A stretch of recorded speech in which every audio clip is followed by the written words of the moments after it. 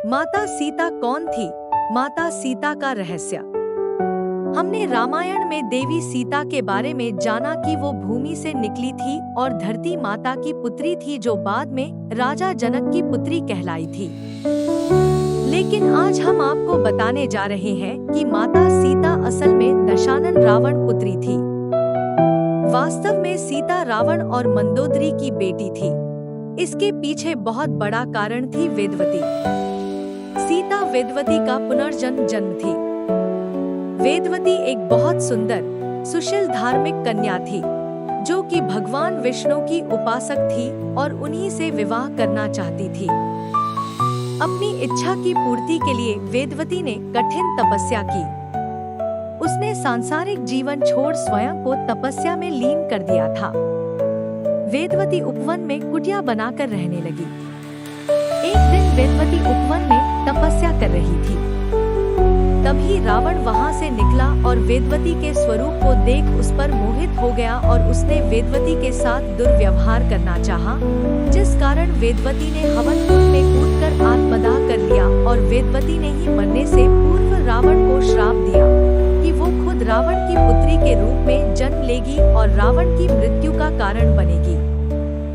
कुछ समय बाद रावण को मंदोदरी से एक पुत्री प्राप्त हुई, जिसे उसने जन्म लेते ही सागर में फेंक दिया। सागर में डूबती वह कन्या सागर की देवी वरुणी को मिली और वरुणी ने उसे धरती की देवी पृथ्वी को सौंप दिया और देवी पृथ्वी ने उस कन्या को राजा जनक और माता सुनैना को सौंप दिया, जिसके बाद वह कन्या सीता के रूप में जानी गई और बाद में इसी सीता के अपहरण के कारण भगवान राम ने रावण का वध व लंका का दहन किया। जिस तरह सीता मैया धरती से प्रकट हुई थी, उसी प्रकार वह धरती में समा गई थी। रावण के संहार के बाद जब राम अयोध्या पहुंचे, तब उन्हें किन्हीं कारणों से सीता का त्याग करना पड़ा।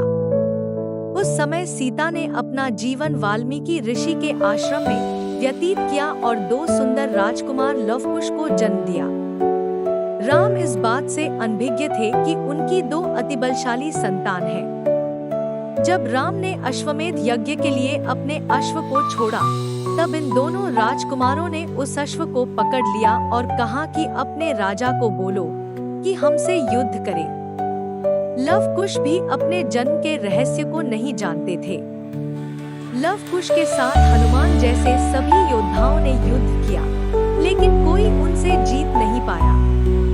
तब आखिरी में राम वहां आए, तब उन्हें यह ज्ञात हुआ कि यह दोनों दिव्य बालक उनकी और सीता की संतान हैं। तब सीता को वापस अयोध्या आने को कहा गया। तब सीता अयोध्या की भरी सभा में गई और उन्होंने धरती माँ का आवाहन किया और लवकुश को पिता को स्वयं को धरती माँ को सौंप दिया। इस प्रकार जिस प्रकार दिव्य जन्म के साथ सीता मैया प्रकट हुई, उसी तरह से वो धरती में समा गई।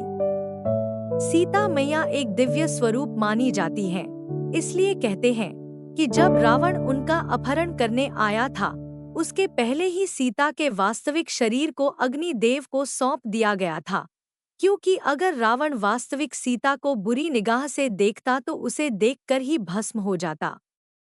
अगर ऐसा होता तो मनुष्य को जाति को नारी के साथ अपनी मर्यादा का सबक नहीं मिलता, जो कि रावण के अंत और उसके घमंड के अंत के साथ मिला। इसलिए अंत में भगवान राम ने अग्नि परीक्षा के रूप में अग्नि देवता से सीता को पुनः प्राप्त किया।